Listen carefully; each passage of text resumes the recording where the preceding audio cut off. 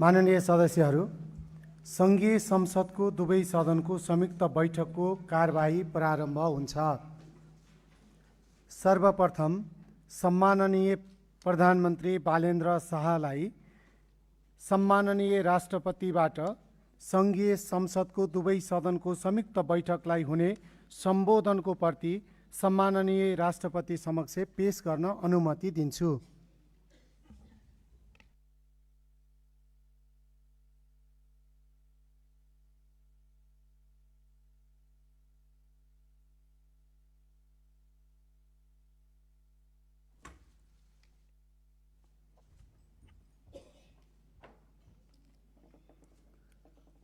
अब म सम्माननीय राष्ट्रपति महोदयलाई सङ्घीय संसदको दुवै सदनको संयुक्त बैठकलाई सम्बोधनको लागि हार्दिक अनुरोध गर्दछु।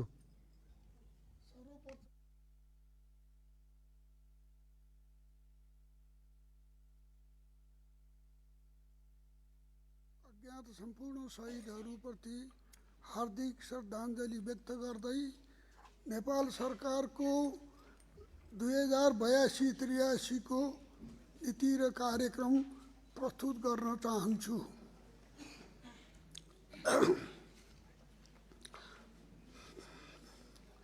प्रतिनिधि सभाका सम्माननीय सभामुख, राष्ट्रिय सभाका सम्माननीय अध्यक्ष, सङ्घीय संसदका माननीय सदस्यहरू, सम्वत 2082 फागुन 21 गते सम्पन्न प्रतिनिधि सभाको निर्वाचन पश्चात जनताबाट प्राप्त स्पष्ट जनादेश सहित गठन भएको सरकारका तर्फबाट सङ्घीय संसदको दुवै सदनको संयुक्त बैठकलाई सम्बोधन गर्न पाउँदा म गौरवान्वित छु।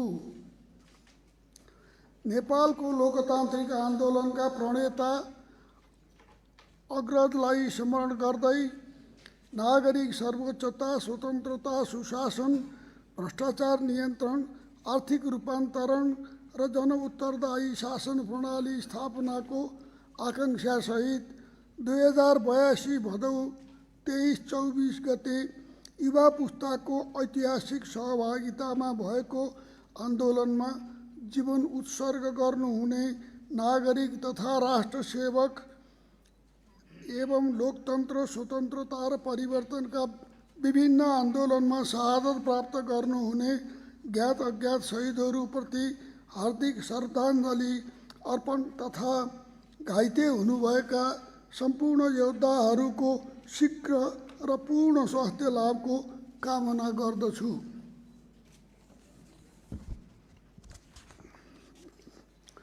उहाँहरूको बलिदान यस राष्ट्रका लागि चिरस्मरणीय र प्रेरणाको अक्षय स्रोत बनिरहनेछ। उहाँहरूको त्याग, साहस र बलिदानलाई परिणाममुखी शासन मार्फत सार्थक बनाइनेछ भन्ने विश्वस्त छु। माननीय सदस्यहरू, निर्वाचनपछि प्रतिनिधि सभामा स्पष्ट बहुमत प्राप्त एउटै राजनीतिक दलको नेतृत्वमा सरकार गठन हुनु मुलुकका लागि राजनीतिक स्थिरता, नीतिगत स्पष्टता र रूपान्तरणकारी सुधारको ऐतिहासिक अवसर हो। सरकारले सुशासनलाई समृद्ध नेपालको आधारशिलाका रूपमा ग्रहण गर्दै भ्रष्टाचार विरुद्ध शून्य सहनशीलता, सार्वजनिक सेवा प्रवाहमा सुधार, आर्थिक पुनरुत्थान र सामाजिक उन्नतिलाई अभियानका रूपमा अघि बढाउनेछ। सबै वर्ग, क्षेत्र र समुदायको समान अपनत्व सुनिश्चित गर्न राजनीतिक दलहरूसँग संवाद र सहकार्यका आधारमा संविधान संशोधनका साझा विषय पहिचान गरी संविधान संशोधन बहस पत्र तयार गरिनेछ।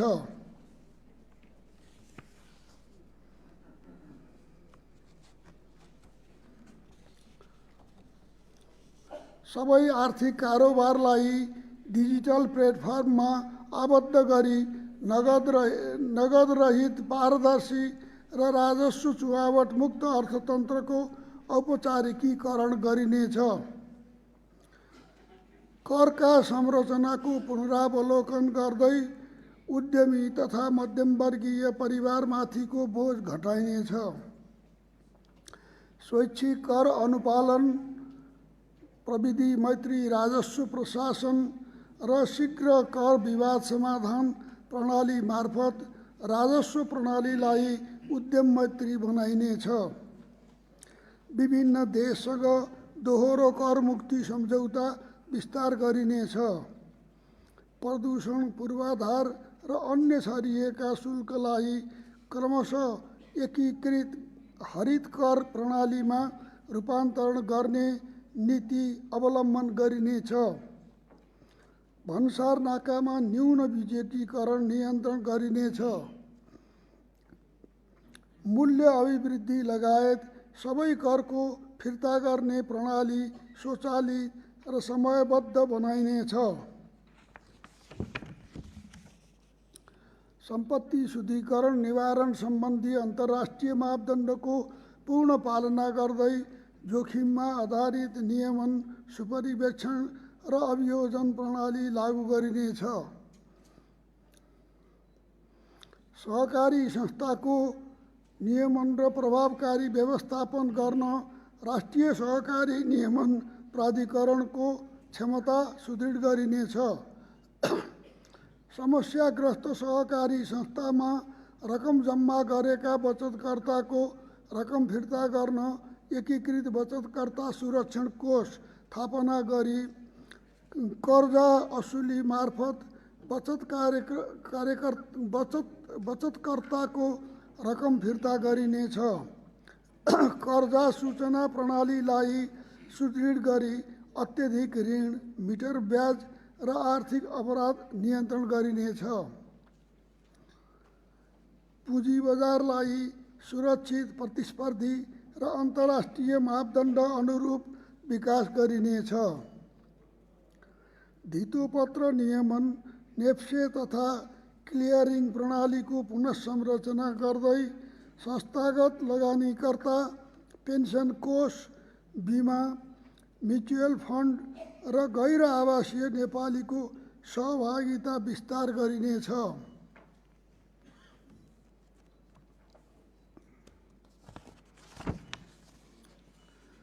ऋण बजार, बन्ड बजार, पूर्वाधार बन्ड र जोखिम व्यवस्थापन उपकरण विकास गरी दीर्घकालीन पुँजी निर्माण गरिनेछ। वैकल्पिक विकास वित्त, डायस्पोरा पुँजी र निजी लगानी परिचालन गरी पूर्वाधार वित्त पोषणको नयाँ मोडल लागू गरिनेछ। वैदेशिक सहायता, ऋण र निजी क्षेत्रको लगानीलाई उच्च प्रतिफल दिने आयोजनामा केन्द्रित गरिनेछ। रूपान्तरणकारी योजनालाई स्पष्ट लक्ष्य, निश्चित बजेट र कडा समय सीमा सहित अघि बढाइनेछ। आयोजना प्रमुखसँग कार्य सम्पादन सम्झौता, डिजिटल प्रगति ट्र्याकिङ, जग्गा प्राप्ति र वन सम्बन्धी अवरोध समाधान गर्दै आयोजना सम्पन्न नभएसम्म प्रमुख जनशक्तिको जिम्मेवारी हेरफेर नहुने व्यवस्था गरिनेछ।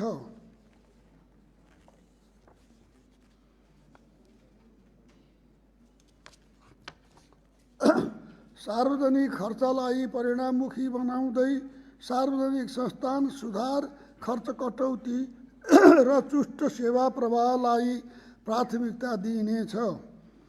सार्वजनिक संस्थानको वर्गीकरण गरी गाभ्ने, निजी क्षेत्रसँग सहकार्य गर्ने, रणनीतिक साझेदार भित्र्याउने वा विनिवेश गर्ने स्पष्ट नीति लागू गरिनेछ। सीमारहित अर्थतन्त्र र तौलरहित व्यापारलाई राष्ट्रिय आर्थिक रणनीतिका रूपमा आत्मसात गर्दै सूचना प्रविधिमा आधारित सेवा निर्यात, जलविद्युत, पर्यटन र उच्च मूल्यका कृषि तथा हरित औद्योगिकरणलाई आर्थिक रूपान्तरणका प्रमुख आधार क्षेत्रका रूपमा विकास गरिनेछ।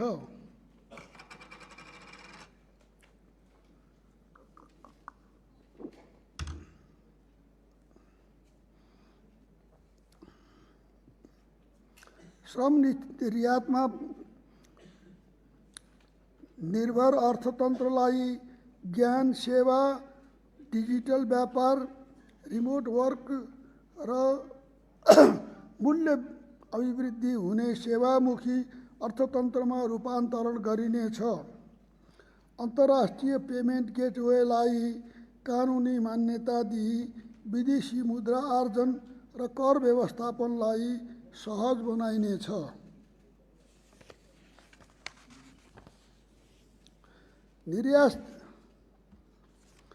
निर्यात प्रतिस्पर्धात्मक अभिवृद्धि, बजार विविधीकरण, एकीकृत व्यापार रणनीति र औद्योगिक लजिस्टिक योजना कार्यान्वयन गरिनेछ। सूचना प्रविधि क्षेत्रलाई राष्ट्रिय रणनीतिक उद्योग घोषणा गरी सफ्टवेयर, डिजिटल सेवा, क्लाउड सेवा, साइबर सुरक्षा, हरित कम्प्युटिङ र एआई कम्प्युटेसन निर्यातलाई प्रवर्धन गरिनेछ। डिजिटल पार्क, उच्च क्षमताका डेटा सेन्टर र सार्वजनिक डिजिटल पूर्वाधार विकास गरी नेपाललाई टेक हबका रूपमा अघि बढाइनेछ। सूचना प्रविधि निर्यात उद्योगलाई वित्तीय सहुलियत, लगानी सहजीकरण, सरकारी सहलगानी सहित अनुसन्धान तथा नवप्रवर्तन खर्चमा कर प्रोत्साहन उपलब्ध गराइनेछ। व्यवसाय दर्तादेखि निर्माण अनुमतिसम्म 30 दिनभित्र सम्पन्न गर्ने लगानी एक्सप्रेस नीति लागू गरिनेछ। विदेशी लगानी सम्बन्धी कानुन संशोधन गरी स्वचालित मार्ग विस्तार गरिनेछ। नेपाल सरकारले तोके भन्दा माथिको लगानी गर्ने लगानीकर्तालाई नेपाल लगानी भिसा उपलब्ध गराइनेछ।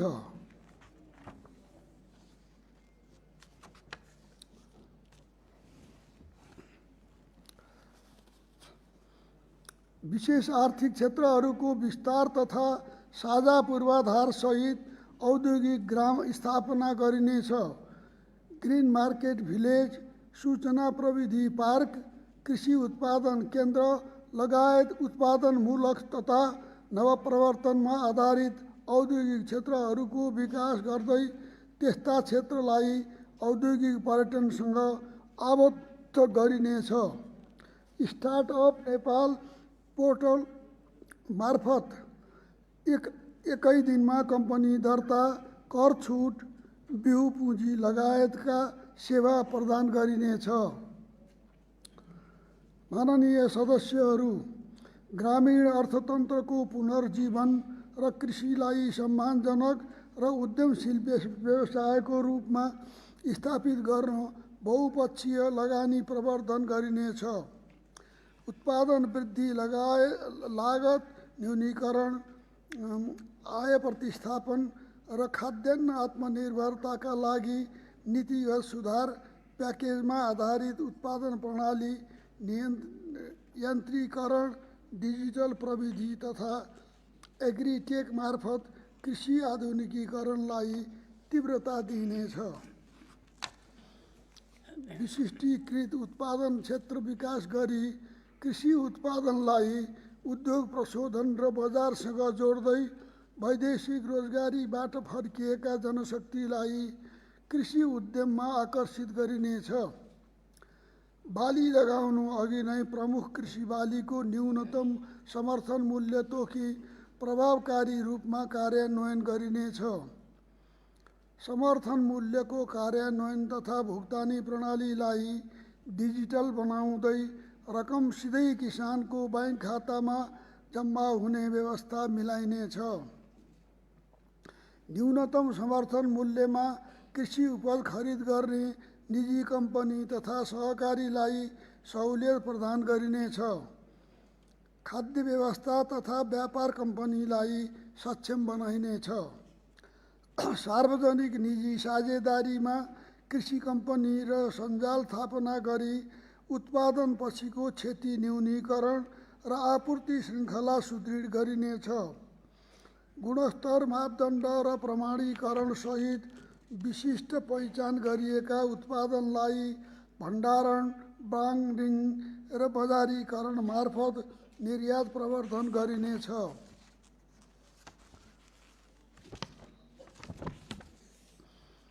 विषादीको आयात तथा प्रयोगको नियमन सुदृढ गर्न सङ्घ, प्रदेश र स्थानीय तहबीच समन्वय गरिनेछ।